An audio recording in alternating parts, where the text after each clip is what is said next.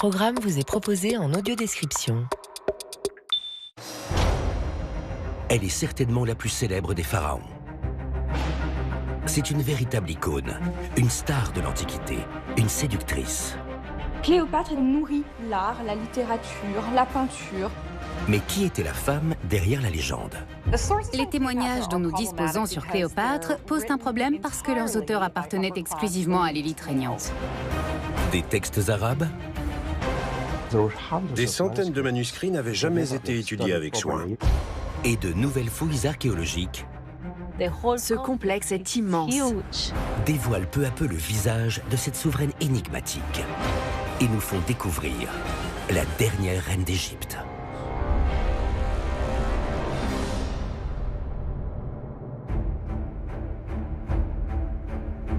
Les Ptolémées ont été la dernière dynastie des pharaons d'Égypte. La période ptolémaïque a duré près de 3 siècles, jusqu'à la conquête de l'Égypte par Rome. Cette famille avide de pouvoir était sans pitié. Son histoire est faite de scandales, de rivalités, de consanguinité et de meurtres. Elle s'est achevée avec la plus connue des Ptolémées, Cléopâtre, qui, malgré sa célébrité, reste une énigme. Le dernier grand mystère, c'est la tombe de Cléopâtre, puisque ça, nous ne savons pas encore où elle se trouve, bien que des archéologues aient des idées aujourd'hui là-dessus et qu'elle ne demande qu'à être vérifiée dans les années à venir. Mais il y aurait quelque chose de littéralement magique que de retrouver la dépouille de la reine des rois. Et c'est ça qui contribue à nourrir aussi le fantasme autour de Cléopâtre. Ce tombeau, jamais localisé, pourrait livrer des informations précieuses sur sa vie. Une nouvelle théorie fait renaître l'espoir de percer enfin le mystère. Selon Strabon et Plutarque, le tombeau de Cléopâtre se trouverait dans une très belle cité ou un très bel endroit entouré de bâtiments. Il ne serait donc pas dans la nécropole royale des Ptolémées à Alexandrie, qu'on appelle Soma ou Séma. La nouvelle hypothèse suggère que son monument funéraire pourrait se trouver à l'extérieur de la ville, sur le site de Taposiris Magna. On doit cette nouvelle piste à l'archéologue dominicaine Kathleen Martinez.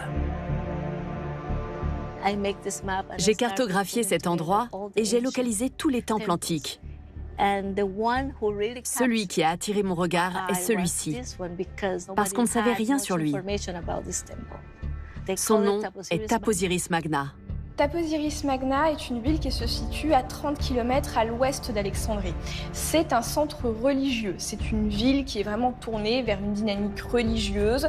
Ce n'est pas une grande ville commerciale et cosmopolite comme l'est Alexandrie. C'est une ville dont l'ensemble de l'activité est tourné vers les dieux. Ce complexe est immense. Depuis 2002, Kathleen Martinez explore le site à la recherche d'indices sur Cléopâtre. L'une des premières découvertes faites à Taposiris Magna est la statue d'un pharaon portant un shenjit, le pagne traditionnel. Une inscription gravée près de la statue l'identifie comme le pharaon Ptolémée IV, l'un des ancêtres de Cléopâtre. Un lien existe donc entre le temple et la dynastie des Ptolémées. Alors déjà, il faut bien comprendre que les Ptolémées ne sont pas des Égyptiens, mais des Grecs. Alexandre le Grand a fait la conquête de l'Égypte et après sa mort, les diadoques, donc ces grands généraux, se sont partagés son territoire. Et c'est le fils de Lagos, Ptolémée, l'un des diadoques, qui a pris la gestion du royaume d'Égypte et qui a fondé sa propre dynastie. Les Ptolémées ont régné à partir de 305 avant notre ère, quand Ptolémée Ier Soter se fait proclamer Basileus, c'est-à-dire roi en grec ancien.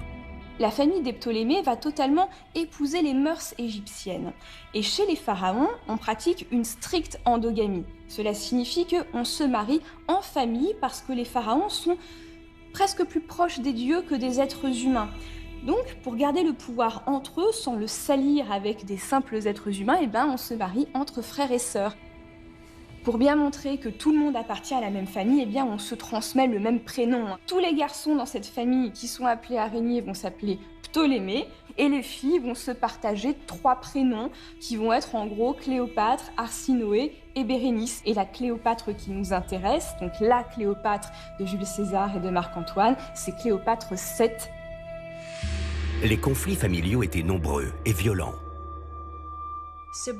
Des luttes entre frères et sœurs, des mères qui décapitent leurs enfants, c'étaient des gens impitoyables. Il fallait tuer pour éviter d'être tué. Et Cléopâtre a suivi la tradition. Ptolémée XII est considéré comme un homme qui est assez faible. Il préfère la fête à la politique, il est déjà très compromis au niveau de Rome. Donc Bérénice, sa fille aînée, va décider de le chasser du pouvoir. Ptolémée XII va être obligé de partir en exil avec ses plus jeunes enfants, parmi lesquels se trouve Cléopâtre. Ces années en exil ont forgé le caractère de la future souveraine. Cléopâtre se rend compte que toute sa famille veut le pouvoir, mais un pouvoir personnel.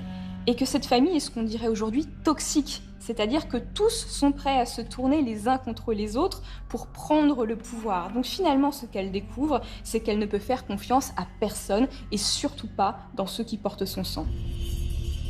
Cléopâtre est montée sur le trône en 51 avant notre ère. Donc 153 ans après son ancêtre Ptolémée IV, dont la statue a été découverte par Kathleen Martinez. Mais pour étayer sa théorie, l'archéologue doit absolument trouver d'autres éléments. Ce que j'essaie notamment de comprendre, c'est son rôle en tant qu'incarnation humaine d'Isis. Très peu de chercheurs se sont penchés sur cette question. Comme tous les pharaons qui l'ont précédé, Cléopâtre incarne une divinité aux yeux du peuple. Et cette déesse est Isis. Isis était une déesse très importante pour les Égyptiens. Son nom signifie « trône ». Elle a donc toujours été associée au pouvoir politique. Pour établir un lien entre Taposiris Magna et Cléopâtre, Kathleen Martinez souhaite notamment savoir si ce temple était bien consacré à Isis. Au cours de la première saison de fouilles, j'ai exhumé ce dont rêve tout archéologue, les dépôts de fondations. Au début de la construction d'un temple, des plaques votives ou des objets au nom du pharaon qui en est le commanditaire sont déposés au niveau des fondations. Cela permet de savoir à quel dieu le temple est consacré. Sur les inscriptions retrouvées ici, on peut lire qu'il s'agit d'un temple d'Isis, construit par Ptolémée IV Philopator, le même pharaon dont on a retrouvé la statue. C'est une preuve tangible. Une autre trouvaille a aussi permis à l'archéologue de se retrouver face à face avec la souveraine. Là, c'est un autel. À l'intérieur, on a découvert 200 pièces de monnaie. Ces pièces pourraient peut-être nous permettre d'établir un lien direct entre le temple et un pharaon. Malheureusement, elles ont été très abîmées par l'érosion. Après les avoir soigneusement restaurées, les archéologues ont eu la surprise de voir apparaître un visage et un nom. Sur une face, il était écrit Cléopâtre en grec, et sur l'autre, il y avait son effigie de profil. C'est une avancée décisive dans l'enquête. Kathleen Martinez dispose maintenant de la preuve d'une connexion entre la reine et le temple, mais aussi d'un portrait inédit. La découverte de ces premières pièces avec le portrait de Cléopâtre a été l'un des moments les plus forts de nos recherches. Il reste peu de traces de la dernière dynastie égyptienne. Ce trésor est donc une mine d'informations. Prérogative régalienne, c'est l'affaire des rois, littéralement. Donc Cléopâtre, en tant qu'autorité émettrice de la monnaie, se fait représenter sur ces monnaies. Les seules indications fiables sur le physique de Cléopâtre viennent des pièces de son époque. Sur ce portrait, elle ressemble beaucoup à son père. Elle a le nez aquilin, le front haut, les yeux écartés et enfoncés, et le menton saillant. Elle n'est pas vraiment belle. Et la monnaie qui circule de main en main est ce qu'on appelle un tract métallique, une manière de faire passer un message politique. La technologie moderne nous permet d'imaginer à quoi pouvait ressembler la reine. Des spécialistes de la numérisation en 3D ont utilisé le profil visible sur les pièces de monnaie pour reconstituer avec une précision inédite son visage. Cette visualisation permet ainsi de mieux comprendre comment Cléopâtre se présentait à ses sujets. Autour de la tête, elle porte ce qu'on appelle un diadème, un bandeau en tissu attaché à l'arrière. C'était un symbole de royauté chez les monarques de la période hellénistique. Le message qu'elle envoie est clair. Elle est aussi compétente et aussi légitime sur le trône que les hommes qui l'ont précédée. Ce portrait est une affirmation de son autorité royale. Pour Kathleen Martinez, les vestiges exhumés dans le temple d'Isis, les pièces de monnaie et les statues, prouvent l'importance du lieu à l'époque de Cléopâtre.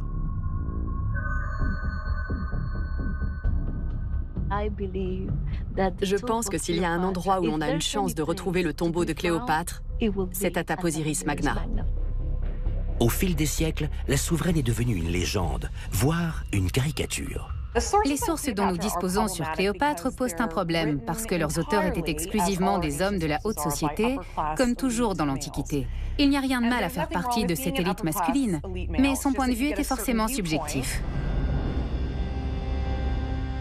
L'empire de Cléopâtre s'étend de la Libye à l'ouest au territoire actuel de la Syrie.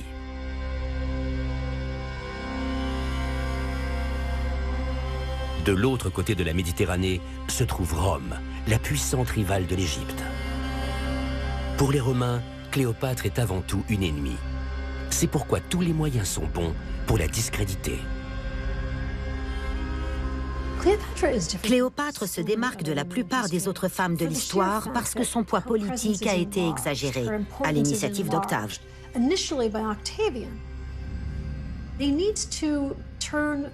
L'empereur romain avait besoin de la faire passer pour un ennemi redoutable, et c'est pourquoi il lui a donné beaucoup plus d'importance qu'elle n'en avait réellement. Elle a été dépeinte plus riche, plus machiavélique et plus séductrice qu'elle ne l'était réellement. Cléopâtre était puissante, mais jamais autant que la littérature romaine ne l'a laissé entendre. Cléopâtre est un personnage que toute personne qui a un peu d'érudition connaît. Donc elle nourrit l'art, la littérature, la peinture. Et du coup, cela va se cristalliser autour du fantasme de la femme de pouvoir, séductrice. Cela va se cristalliser aussi sur l'image de la femme qui se suicide avec le serpent qui mord son sein, façon de montrer de la nudité dans la peinture du XVIIe et du XVIIIe siècle. Sa vie, ou plutôt sa légende, a souvent été portée à l'écran. Dans les années 1930, Claudette Colbert a joué Cléopâtre. Une femme sexy, qui boit et qui a de la répartie. Une femme facile, une image très affriolante. Bien sûr, le film qui a marqué les esprits est celui de 1963 avec Elizabeth Taylor et Richard Burton. Il est incontournable. La puissante souveraine a donc été remplacée par une femme fatale, rusée, inventée par la propagande romaine. Mais où se trouve la vérité? En 48 avant notre ère, elle lutte contre son frère cadet pour garder le trône. Les tensions et la rivalité entre le frère et la sœur sont si fortes que Cléopâtre est renversée. César, aux prises avec une guerre civile à Rome, vient à Alexandrie pour s'assurer que l'Égypte se rangera à ses côtés et mettra ses richesses à sa disposition. Puisque l'Égypte, à cette époque, n'est pas du tout le pays que l'on connaît aujourd'hui. C'est un pays qui est extrêmement fertile, extrêmement riche et qui est le grenier à blé d'une partie de toute la Méditerranée antique. Les ports commerciaux sont extrêmement puissants, Alexandrie est l'un de ceux-là. Pour Cléopâtre, c'est l'occasion de reprendre la main. Soutenue par la puissance romaine, elle pense faire pencher la balance en sa faveur. Ce qui était au départ une alliance stratégique s'est transformé en une liaison d'un autre type, puisque Cléopâtre a eu un fils avec César 9 mois plus tard. Elle a eu cette capacité remarquable à avoir des enfants au bon moment. C'est effectivement un coup du destin incroyable pour Cléopâtre. Son fils devient l'héritier des deux empires, égyptien et romain. Elle reprend donc le pouvoir. Le siège de l'Empire se trouve à Alexandrie, une cité connue pour sa culture et son raffinement et que Rome envie. Alexandrie est l'une des villes les plus importantes de la Méditerranée antique. C'est vraiment une très grande ville cosmopolite où tout le monde se retrouve, où l'on fait du commerce, c'est le carrefour des idées intellectuelles et des marchandises. Alexandrie est une vitrine de la richesse et de la puissance de l'empire de Cléopâtre. Strabon fait une description de la chaussée qui relie le continent à l'île de Pharos, où se dresse le phare d'Alexandrie, l'une des 7 merveilles du monde antique. Le géographe grec précise qu'il culmine à plus de 100 mètres et que la chaussée est recouverte de marbre blanc. Un jeu de miroirs reflète la lumière de sa flamme à 50 km à la ronde. C'est une ville qui s'étend sur 5 km de côté, donc le long du port d'Alexandrie, qui se referme sur lui de manière à protéger les bateaux. Il y a une grande voie qui traverse toute Alexandrie d'est en ouest, qui s'appelle la voie canopique. Il y a des portiques le long des rues, donc ça donne un côté extrêmement riche à cette cité. Et la bibliothèque d'Alexandrie est quelque chose de quasiment unique. Celle-ci est la plus grande de toute l'Antiquité. Il y a des dizaines de milliers de rouleaux de papyrus qui y sont conservés. Et ces rouleaux de papyrus sont chacun des livres. Aujourd'hui, une bibliothèque s'élève à l'emplacement de ce qui était autrefois le joyau de cette cité. On sait vraisemblablement que Cléopâtre allait beaucoup à la bibliothèque quand elle était petite, puisqu'elle y retrouvait ses enseignants. Cléopâtre est aussi une femme très cultivée. On peut imaginer que dans cette bibliothèque, elle retrouvait des philosophes, des linguistes, des mathématiciens, des gens qui lui ouvraient l'esprit à toutes les disciplines que l'on enseignerait encore aujourd'hui. Plutarque nous dit qu'elle parlait 9 langues. Elle était très instruite. Les Ptolémées aimaient s'entourer d'intellectuels, de penseurs, de poètes et de musiciens. Il faut bien se figurer qu'aujourd'hui, être polyglotte, c'est vu comme quelque chose de très bien, d'assez chic. En réalité, quand les Romains disent que Cléopâtre parle 7 à 9 langues, ils veulent dire qu'en réalité, elle parle les langues des barbares et c'est très mal vu pour eux puisque le latin et le grec doivent suffire. Elle est la seule souveraine de la lignée ptolémaïque à avoir appris l'égyptien, la langue de ses 7 millions de sujets. Ça en dit long sur elle. La bibliothèque d'Alexandrie a connu de nombreuses destructions, hélas, et la première en date de la guerre du Nil, donc dans les années 40, avant Jésus-Christ, lorsque Jules César fait la guerre à Ptolémée XIII, le frère de Cléopâtre. Il va, un peu malgré lui, incendier une partie de la ville qui va gagner, au moins on le pense, les entrepôts de la bibliothèque et détruire plusieurs milliers de manuscrits. Voici une copie du seul manuscrit de l'époque de Cléopâtre qui nous soit parvenu. Quand je pense à tous ces ouvrages de littérature, de poésie et d'histoire qu'on a perdus, ça me brise le cœur. L'ancien palais royal de Cléopâtre a été détruit par un tsunami en l'an 365 de notre ère. À peine 4 siècles après sa mort, les traces de la dernière reine d'Égypte ont été englouties par les flots et oubliées. Pour de nombreux égyptologues, la dernière demeure de Cléopâtre se trouve à cet endroit. Mais les recherches sous-marines d'entreprise n'ont rien donné.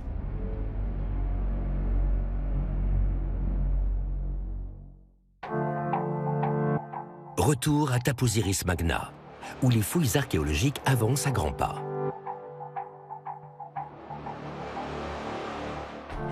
L'équipe de Kathleen Martinez est impatiente d'inspecter la tombe numéro 5, localisée l'année précédente grâce à un radar à pénétration de sol. Elle est située à côté d'un monument conçu sur le modèle du phare d'Alexandrie. Étant donné le caractère exceptionnel de cette découverte, les autorités égyptiennes ont autorisé l'archéologue à continuer ses fouilles. Nous avons découvert que ce tombeau contenait 2 chambres. Les restes humains que nous avons trouvés dans la première étaient ceux d'une femme momifiée, à côté d'un ibis. Dans l'Égypte antique, cet oiseau était le symbole du dieu de la sagesse, Thoth. C'est un indice majeur. La présence de l'ibis à côté de la momie suggère que la femme était importante. Et les surprises ne s'arrêtent pas là. Le dernier jour de la saison passée, quand tout était terminé, nous avons découvert qu'il y avait une autre chambre qui était très bien cachée. Les deux cavités ont été creusées l'une au-dessus de l'autre. Kathleen Martinez n'a jamais vu ça. Celle du dessus a été pillée, mais l'autre est intacte. Comme un personnage important est enterré au même endroit, ce qu'il y a à l'intérieur intrigue les scientifiques.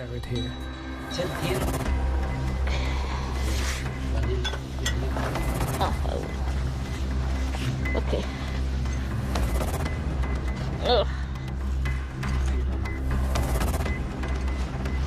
My fish. Jump.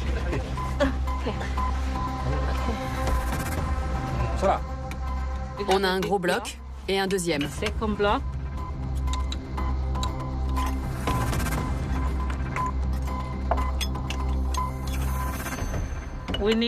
Il nous faut un burin et une masse.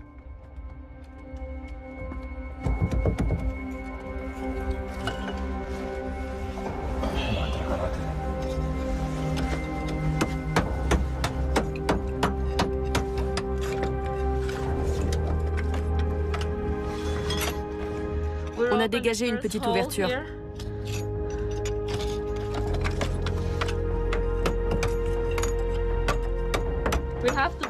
Il faut faire attention à ne pas laisser tomber le bloc à l'intérieur.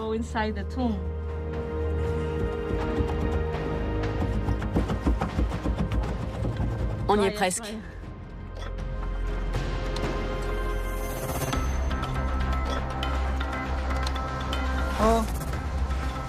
C'est bon. C'est ouvert. Incroyable! Il y a 2 momies.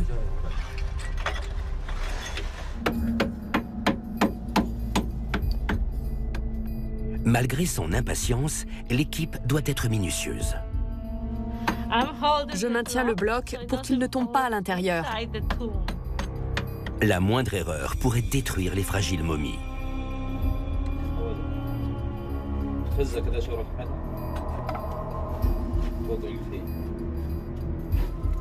Attention. Le bloc n'est pas cassé.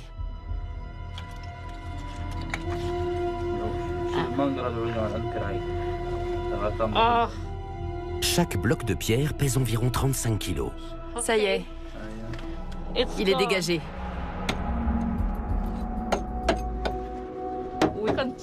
On continue à retirer le plâtre pour extraire les autres blocs et ouvrir la tombe. Ces momies reposent sous terre depuis près de 2000 ans. On peut éclairer à l'intérieur. Linda, on est prêt. D'accord, j'arrive. Linda Chapon est ostéologue et elle va donner son avis sur les momies. Je peux déjà dire qu'elle date de la période ptolémaïque, c'est-à-dire de l'époque de Cléopâtre. C'est la première fois qu'on retrouve une tombe intacte avec 2 momies à Taposiris Magna.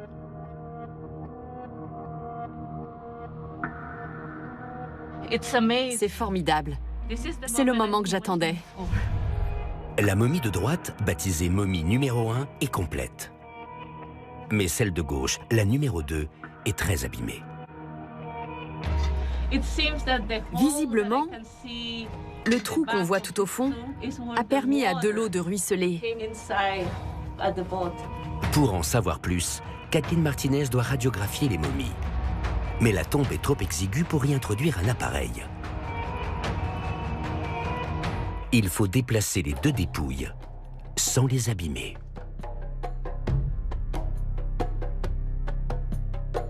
Les laisser ici n'est pas envisageable, car elles commenceraient à se détériorer dès l'ouverture de la chambre au contact de l'air.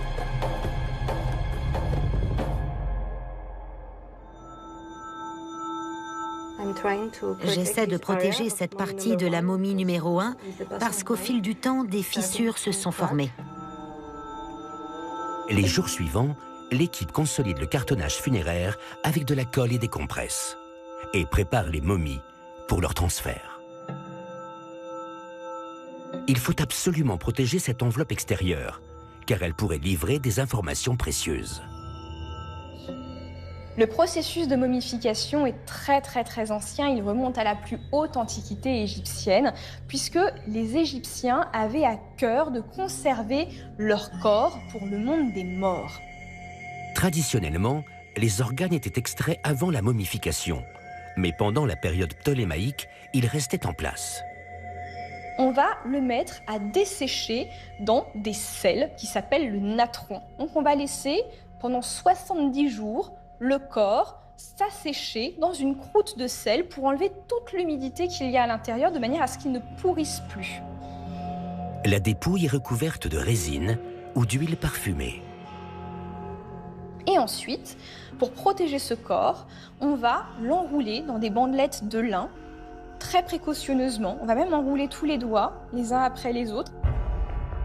Le cartonnage funéraire était composé de bandes de lin ou de papyrus tenues par du plâtre ou de la colle. Ensuite, des motifs ou des feuilles d'or pouvaient être ajoutés sur cette coque rigide. À cette époque, il était aussi courant d'utiliser d'anciens rouleaux de papyrus, qui pourraient donc aider à reconstituer des manuscrits perdus.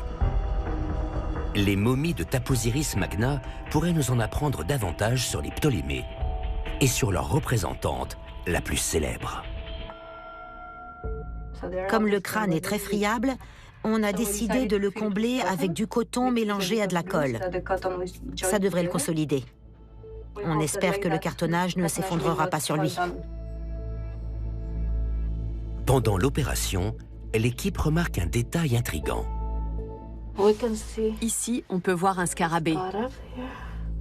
Sur la momie numéro 2, on distingue les contours presque effacés d'un scarabée.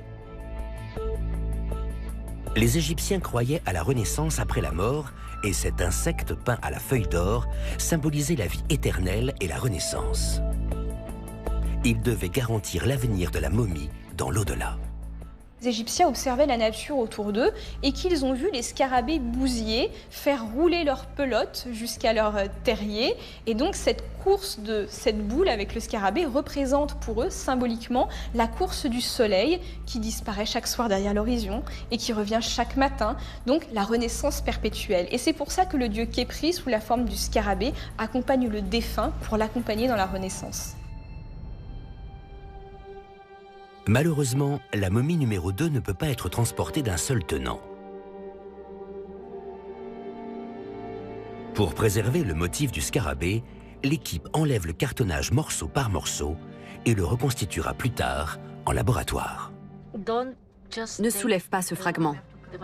Fais une incision dessous, comme en chirurgie. Le cartonnage des deux momies a été recouvert de feuilles d'or. Le but est de les faire ressembler à des dieux, afin qu'ils soient mieux traités dans l'au-delà. Et les défunts devaient donc appartenir à la bonne société. Ça, c'est la résine de la momification. Après avoir prélevé le cartonnage, Kathleen et Linda se penchent sur ce qu'il reste du squelette de la momie numéro 2. Les os sont très fragiles. Je pense qu'il s'agit d'un homme. Pendant que le travail de préservation des momies se poursuit, Kathleen Martinez s'intéresse à un autre endroit du site, le phare où des fouilles ont commencé.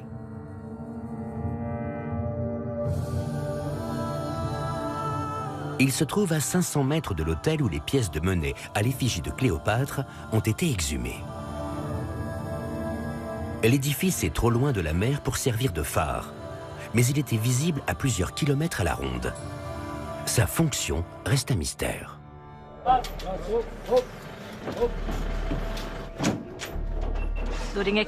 Pendant les fouilles, nous avons retrouvé ces fragments de statues et nous avons réalisé que l'une d'elles était placée dans cette niche et que l'autre était dans celle-ci.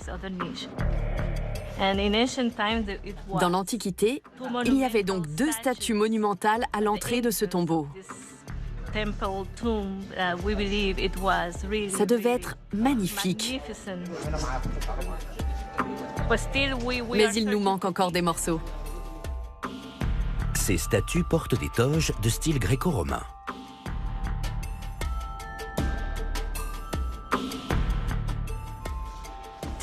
C'est un homme, avec une silhouette imposante.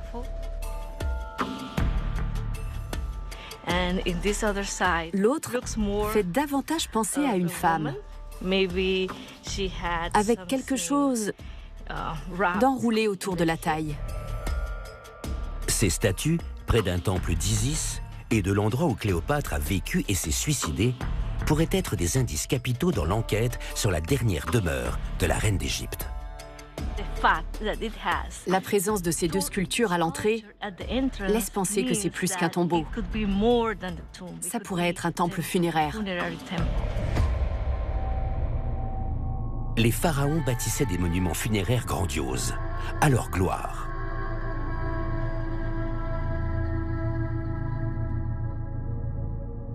L'un des plus impressionnants est le temple funéraire d'Hatchepsout à Der el-Bahari. Ces nombreux hiéroglyphes racontent la vie de la souveraine. On n'a jamais retrouvé de temple funéraire pour les pharaons de la dynastie des Ptolémées.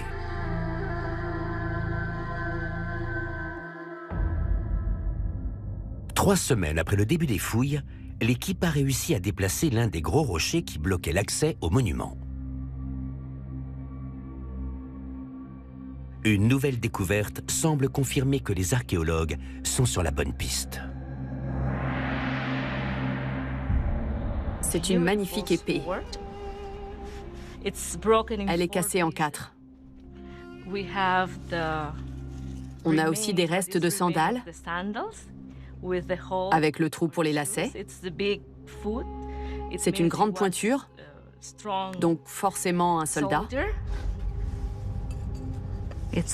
Là, c'est du cuir, pour une ceinture ou des chaussures. Cela ressemble à l'équipement d'un soldat romain. Et c'est une première à Taposiris Magna. C'est un fragment en fer qui va avec ça.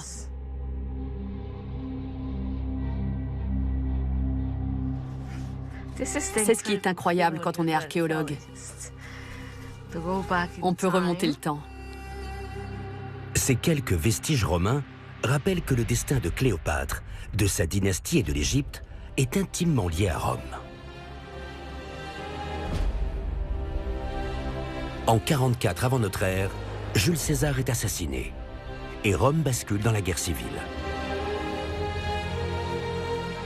Cléopâtre doit choisir son camp. Si elle veut garder son trône, elle n'a pas droit à l'erreur. Pour le moment, Cléopâtre va se tenir tranquille. Mais elle sait qu'à Rome, elle a besoin de trouver un autre allié. Mais le problème, c'est que la mort de Jules César a généré un certain nombre de troubles politiques et que désormais, deux hommes s'affrontent pour être l'héritier de Jules César.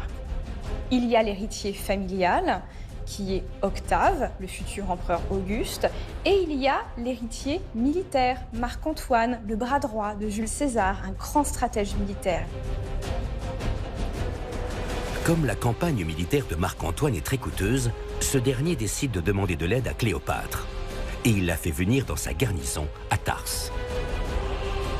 Cléopâtre arrive en Cilicie avec une mission, séduire Marc-Antoine et former une nouvelle alliance.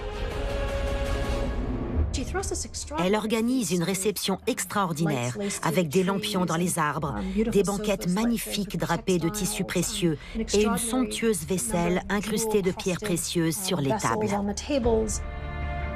Marc-Antoine a la réputation, certes d'être un très bon militaire, mais il aime aussi le vin et les femmes. Elle le sait.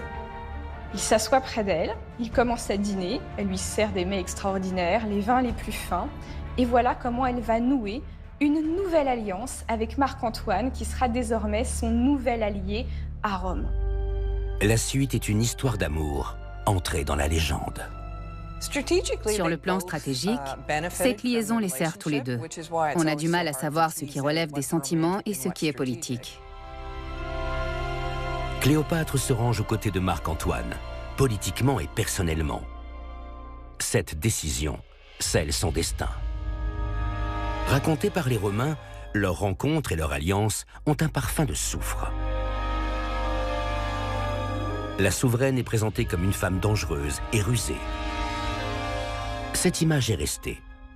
Pourtant, il existe d'autres récits de l'époque. En menant des recherches sur des textes arabes, un chercheur égyptien a découvert une facette méconnue de Cléopâtre.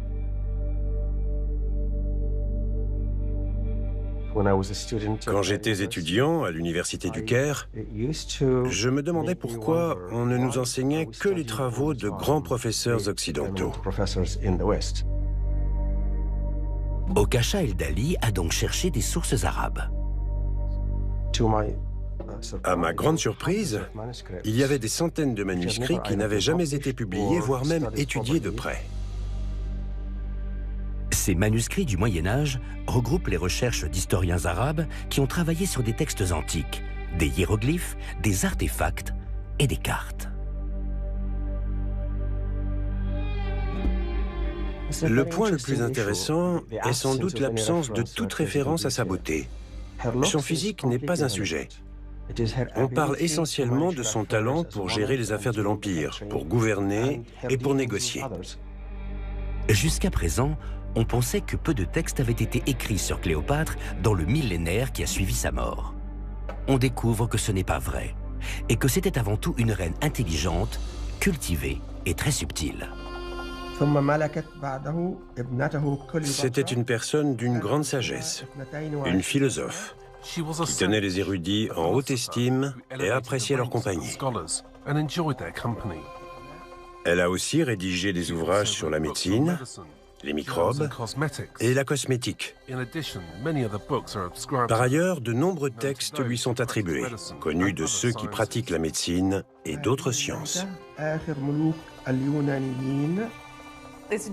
C'est très intéressant, parce qu'en Occident, l'image de Cléopâtre est celle d'une séductrice sulfureuse et cruelle, alors qu'en Orient, son portrait est vraiment très différent. On dépeint une femme très cultivée, avec une grande intelligence et un don pour les langues. Elle en parlait plusieurs, avec une excellente compréhension du potentiel de son pays. Les recherches actuelles sur la souveraine sont l'occasion de démêler le vrai du faux.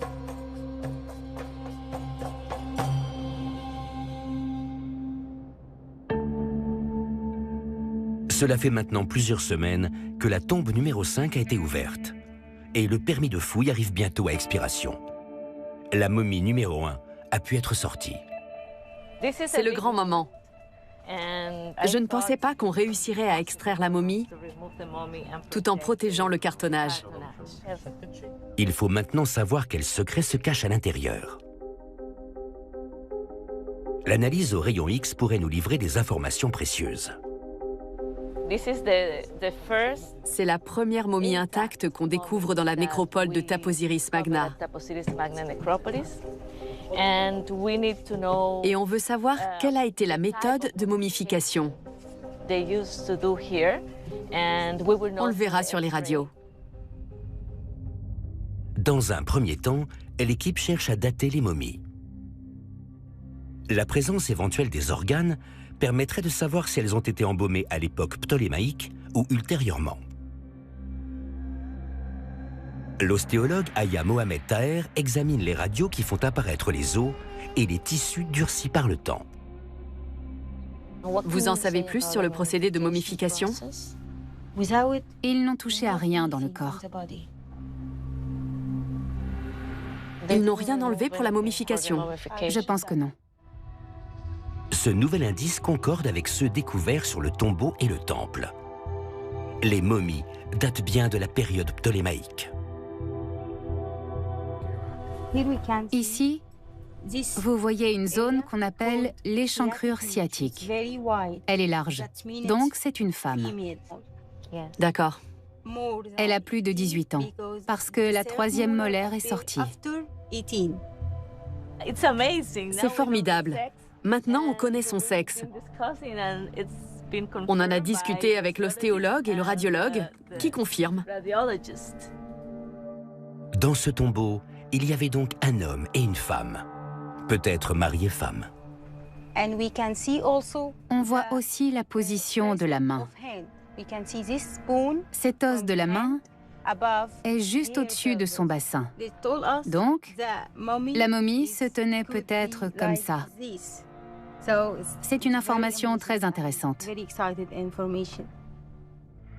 Les pharaons étaient souvent inhumés avec les bras croisés sur la poitrine.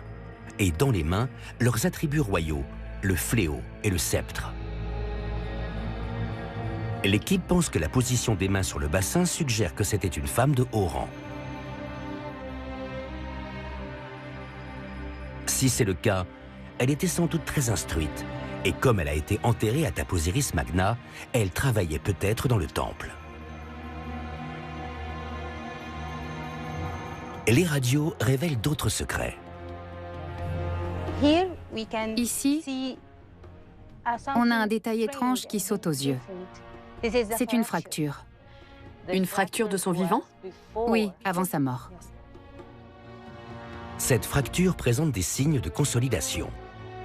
Ce détail est très révélateur. On sait que la femme a été blessée, mais que son statut social lui a permis de se faire soigner et d'avoir le temps de guérir. Les pièces du puzzle s'assemblent peu à peu. Nous avons beaucoup avancé. Je suis triste que la saison des fouilles se termine déjà. Nous allons devoir attendre jusqu'à l'année prochaine. Entre-temps, nous allons travailler à la restauration de la momie et du cartonnage. Le cartonnage demandera un travail long et minutieux en laboratoire. L'équipe espère que la momie numéro 1 et le cartonnage récupéré sur la momie numéro 2 lui en apprendront davantage sur les Ptolémées et peut-être sur Cléopâtre elle-même. Il est important de souligner que le cartonnage des momies est exceptionnel, tout comme l'emplacement de cette tombe. Les ornements étaient en feuilles d'or, ce qui est un signe de richesse. C'étaient sans doute des personnes importantes et instruites. Dans l'Égypte antique, les prêtres savaient lire et écrire, contrairement à la plupart des gens. Comme les défunts ont été enterrés près d'un temple, ils appartenaient peut-être au clergé. Cléopâtre, en tant que pharaon, est aussi l'intermédiaire entre les dieux et les humains. Donc l'une de ses tâches principales est d'exercer des cérémonies quotidiennes qui lui permettent d'honorer les dieux, mais comme elle ne peut pas le faire seule, comme tous les autres pharaons qui l'ont précédé pendant presque 2000 ans, eh bien, il y a un vaste collège de prêtres à travers toute l'Égypte qui officient quotidiennement auprès des dieux pour leur offrir des cadeaux, pour les honorer. Le rôle des prêtres consistait à apaiser les dieux pour que les pharaons puissent gérer les affaires de l'Empire. L'alliance de Cléopâtre et Marc-Antoine a été fructueuse. Elle a financé les campagnes de son amant et il a protégé son trône en Égypte. Au départ, ils sont seulement amants. D'ailleurs, elle va tomber enceinte de jumeaux. Qui est la femme de Marc-Antoine à ce moment-là? C'est Octavie. Et Octavie, c'est la sœur d'Octave.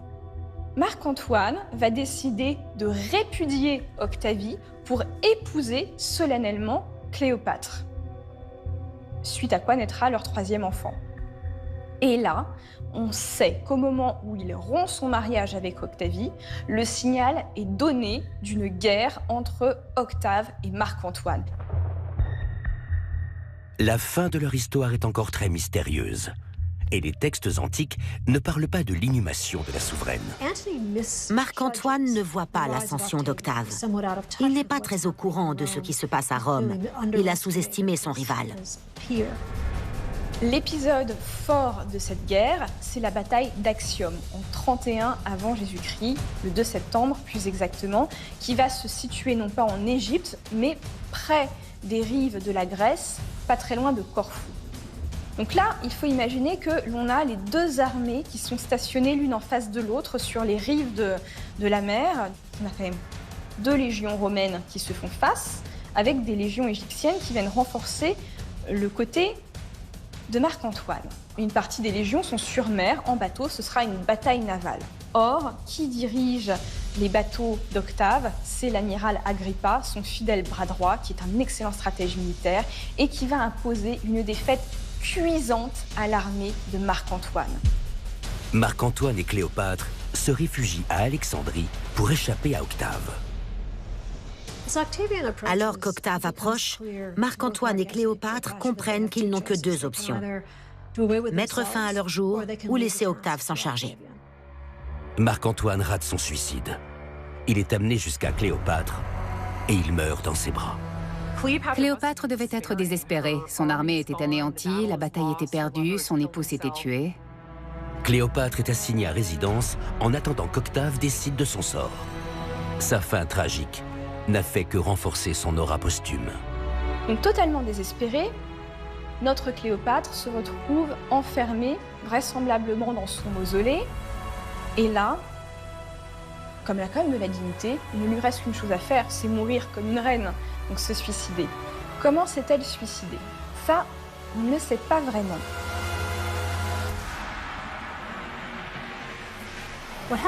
Ce dont on est sûr, c'est qu'elle s'est suicidée d'une manière ou d'une autre. Elle s'y connaissait en poison. Elle les avait étudiés et les avait expérimentés. Elle savait comment se suicider avec honneur et grandeur. Quand Octave arrive, elle est déjà morte. Selon certaines sources, elle aurait mis du poison dans une de ses épingles à cheveux, creuses, qu'elle aurait pu utiliser pour se piquer et s'injecter un poison. Selon d'autres sources, elle aurait demandé à se faire livrer un panier de figues au fond duquel étaient dissimulés 2 aspics qu'elle aurait utilisés pour se piquer et mourir avec leur venin. Or, ce geste-là n'est pas gratuit. On raconte dans la mythologie égyptienne que mourir en se faisant mordre par un serpent, quand on est une reine, par un uréus, donc le serpent sacré, est une manière d'aller directement dans le paradis des Égyptiens de l'Antiquité. Donc c'est vraiment une mort de reine. Cléopâtre et Marc-Antoine disparaissent sans laisser de traces, à part dans la propagande romaine et la légende.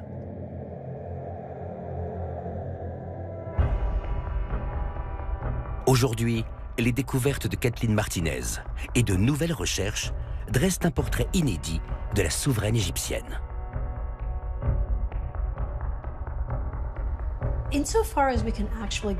Si on essaie de comprendre sa personnalité en oubliant le mythe et les idées reçues qui l'entourent, on peut dire qu'on est en présence d'une femme qui a réussi à rester au pouvoir dans des circonstances extrêmement difficiles.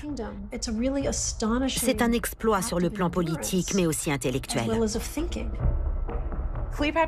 Cléopâtre était engagée et active, à une époque et dans un monde où les femmes étaient encouragées à être soumises et discrètes.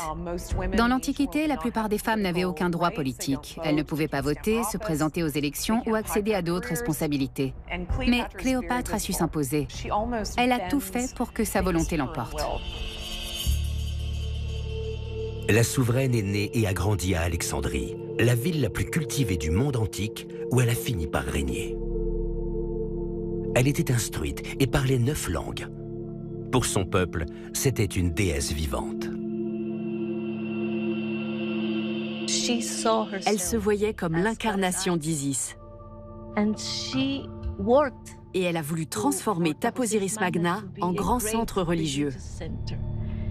Je pense qu'elle y est venue très souvent. Et grâce à elle, le site a accueilli l'un des plus grands temples dédiés à Isis. Kathleen Martinez étudie le site depuis 2002 et elle est persuadée de toucher au but.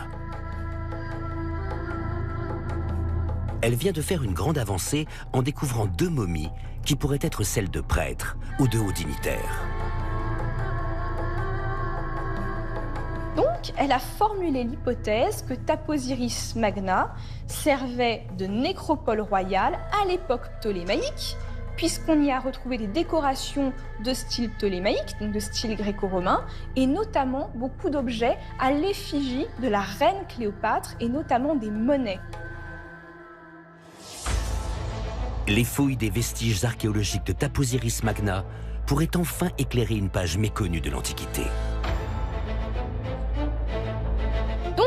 ces indices convergent vers l'idée que le site est occupé au 1er siècle de notre ère.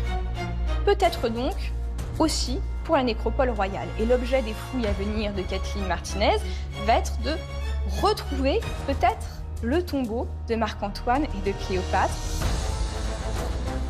Dans les années à venir, peut-être retrouvera-t-on enfin la momie de la reine des rois.